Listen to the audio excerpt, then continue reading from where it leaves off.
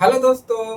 तो आज की इस क्लास में हम कक्षा 10 विज्ञान चैप्टर नंबर 9 से बहुत ही महत्वपूर्ण प्रश्न करने वाले हैं, जो कि आपके पेपर के लिए बहुत ही ज्यादा हेल्पफुल होने वाली है। ठीक है, तो वीडियो को पूरा देखिएगा। चलिए क्लास को फटाफट शुरू करते हैं। ठीक है, तो पहला प्रश्न 1 2 3 प्रश्न करवाएंगे, तीनों इंपॉर्टेंट प्रश्न आपके बनने वाले हैं। ठीक है, तो पहला प्रश्न आपका है, प्रकाश वायु से 1.50 अपवर्तनांक की कांच की प्लेट में प्रवेश करती है। कांच में प्रकाश की चाल निकालना है। ठीक है, आपको यहाँ पर पहले में क्या निकालना है, कांच में प्रकाश की चाल। कोई कांच का टुकड़ा है, उसमें प्रकाश घुस रहा है, उसकी चाल कितनी है आपको यही पता करना है। और क्या दिया है आपको, केवल आपको अपवर्तनांक दिया है और कह रहा है कि नीचे निर्वात में प्रकाश की चाल इतना लीजिए। ठीक है, निर्वात में प्रकाश की चाल इतना लीजिए। चलिए हल करते हैं इसको। तो सबसे पहले क्या लिखोगे, दिया है, पहला काम आपको ये करना है। ठीक है, कर लोगे तो लिखोगे क्या, अपवर्तनांक। अपवर्तनांक अपवर्तनांक को n से दिखाते हैं। इसका मान कितना दिया है, 1.50। ठीक है, और निर्वात में प्रकाश की चाल, निर्वात में प्रकाश प्रकाश की चाल, प्रकाश की चाल कितना दिया है, चाल। ठीक है, चाल को हम सी से दिखाते हैं। ठीक है, निर्वात में प्रकाश चाल होता है सी होता है। ठीक है, वो कितना दिया है, 3 × 10⁸ मीटर प्रति सेकंड। अगर इसका मान दिया, अगर नहीं दिया होता तो भी हम इतना मान रख लेते। ठीक है, अब फार्मूला क्या होता है, अपवर्तनांक बराबर होता है, देखिए अपवर्तनांक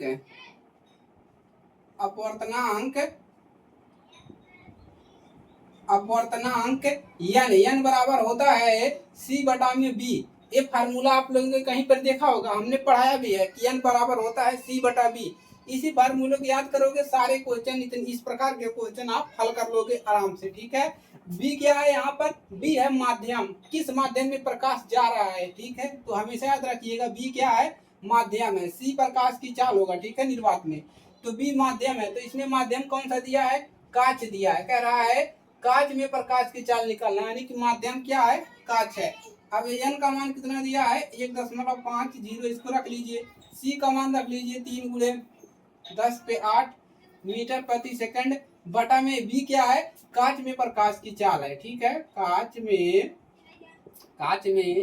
प्रकाश की चाल, कांच में प्रकाश की चाल है। अब करना क्या है, अब देखिए ऐसे ही बटा 1 हो जाएगा, इसका गुणा यहाँ पर करोगे, इसका गुणा यहाँ पर, तो हम यहाँ पर लिख सकते हैं कांच में प्रकाश की चाल, कांच में प्रकाश की चाल बराबर, ये ऊपर रहेगा 3 × 10⁸ मीटर प्रति सेकंड, और नीचे कौन सा आएगा, नीचे आएगा 1.50। अब देखिए दशमलव हटाएंगे तो इस पर 2 जीरो बढ़ जाएगा, तो क्या लिख जाएंगे, 3 दशमलव हटा रहे हैं नीचे से, यहाँ से 150 करेंगे, जितना अंक रहेगा उतना जीरो इस पर बढ़ेगा, तो 2 जीरो बढ़ जाएगा, गुणे 10⁸ मीटर प्रति सेकंड। ये हो गया। अब 150 का नम, देखिए 0 से 0 कैंसिल हो गया, 15 का नम 15, 15 दूना 30, कितना मिल गया, 2 × 10⁸ मीटर प्रति सेकंड। अर्थात क्या लिखेंगे, एक कितना मिल गया, कांच में प्रकाश की चाल कितना मिला, आंसर आपके सामने है, नोट करेंगे, आगे बढ़ते हैं। ठीक है, कोई दिक्कत किसी को, कोई दिक्कत नहीं। फार्मूला क्या याद करोगे, n बराबर C/b, n बराबर क्या याद करोगे, C/b। b क्या रहेगा, जो माध्यम रहेगा, जो भी माध्यम रहेगा उसका, अब उसकी चाल रहेगा या उसकी, ठीक है, यही रहेगा। चलिए हल हो गया, आगे बढ़ जाए। चलिए दूसरा क्वेश्चन हल कर लें, एकदम इजी मेथड है। ठीक है, तो इसी प्रकार से आपको क्वेश्चनों को हल करना है। अब दूसरा क्वेश्चन देख लीजिए आप लोग, फटाफट देखिए दूसरा क्वेश्चन। ठीक है, फटाफट आप लोग दूसरा क्वेश्चन देखिए, फटाफट दूसरा क्वेश्चन। ठीक है, यहाँ पर क्या करना है, हीरे का अपवर्तनांक दिया है 2.42 है। इस कथन का क्या अभिप्राय है, हीरे का अपवर्तनांक दिया है और कह रहा है इस कथन का क्या अभिप्राय है। चलिए देखते हैं, तो लिख लीजिए हीरे का अपवर्तनांक, हीरे का अपवर्तनांक दिया है, यानी का मान जो दे दिया है वो कितना दिया है, 2.42 4 2, ठीक है, इतना दिया है। और क्या निकालना है हमको, इसका क्या अभिप्राय है, कह रहा है इसका क्या अभिप्राय है, ठीक है। तो कैसे निकालोगे, वायु का प्रकाश की चाल आप लिख लोगे, ठीक है। क्या लिखोगे, वायु में प्रकाश की चाल। चलिए अब यहाँ पर अपने तरफ से लिखेंगे वायु, वायु या निर्वात, वायु या निर्वात, ठीक है, वायु या निर्वात में प्रकाश की चाल कितना होता है, प्रकाश की चाल, प्रकाश की चाल कितना होता है, सी कितना होता है, 3 गुणे 10 पे पावर 8 मीटर प्रति सेकंड। अब आप लोग कहोगे कि सर इसमें तो इसका मान दिया ही नहीं है, नहीं दिया रहेगा तो भी हमको उतना मान रखना है, ठीक है, हमको इसको याद कर लेना है एक तरीका, ठीक है। अब क्या लिखोगे, वही n बराबर क्या होता है, c बटा में b, b क्या है, हीरे का अपवर्तनांक यानी माध्यम का अपवर्तनांक। चलिए अब देखिए अपवर्तनांक कितना दिया है, अपवर्तनांक दिया है आपका 2.42 बराबर c का मान रख लीजिए 3 गुणे 10 पे पावर 8 मीटर प्रति सेकंड। और नीचे क्या है, माध्यम में प्रकाश की चाल, माध्यम नहीं दिया है तो लिख लेंगे माध्यम में प्रकाश, माध्यम में प्रकाश की चाल, ठीक है। कोई नहीं कुछ भी नहीं बताया है किस माध्यम में है, तो हम यही लिखेंगे कि माध्यम में प्रकाश की चाल, ठीक है। किसी का नाम नहीं दिया रहेगा जल पानी कांच का, तो आप क्या लिखेंगे, माध्यम में प्रकाश की चाल, ठीक है। अब देखिए अब इसका अब क्या लिखोगे, यहाँ पर लिखोगे माध्यम में प्रकाश की चाल, माध्यम में प्रकाश, प्रकाश की चाल, या आप ऐसे लिख लीजिए b बराबर क्या मिलेगा, यही माध्यम में b बराबर मिल जाएगा, इस ऊपर जाएगा 3 गुणे 10 पे 8 मीटर प्रति सेकंड, और ये नीचे आएगा 2.42। दोबारा वही काम करेंगे, b बराबर दशमलव हटाएंगे तो ये 2 जीरो इसमें बढ़ेगा, दशमलव हमने हटा दिया तो इसमें 2 जीरो बढ़ जाएगा, 3 1 2, 2 जीरो बढ़ गया, गुणे 10 पे पावर कितना रहेगा, वही रहेगा 8 मीटर प्रति सेकंड। अब इससे भागा लगा लीजिए, भागा लगाएंगे कितनी बार जाएगा, एक बार जाएगा, 1 दशमलव कितना मिलेगा, 1 दशमलव भागा लगाइए, 1.24 कर लीजिएगा, गुणे 10 के पावर 8 मीटर प्रति सेकंड। निकल गया माध्यम में प्रकाश की चाल, ये निकल गया, हो गया, नोट हो गया, जो हो गया।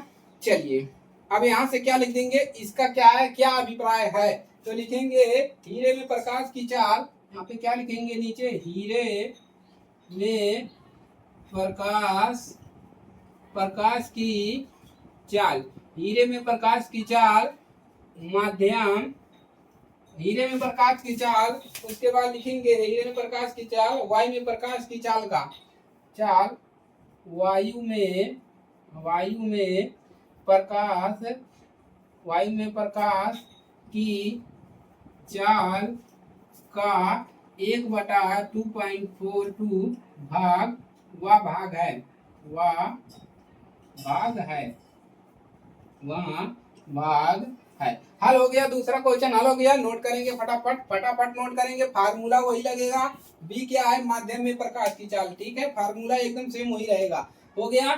चलिए अगला क्वेश्चन सॉल्व करते हैं, पढ़ेंगे फटाफट, लाइक कर दीजिए, शेयर कर दीजिए दोस्तों के पास, ठीक है, लाइक शेयर कर दीजिए, लाइक शेयर करते रहिए, ठीक है।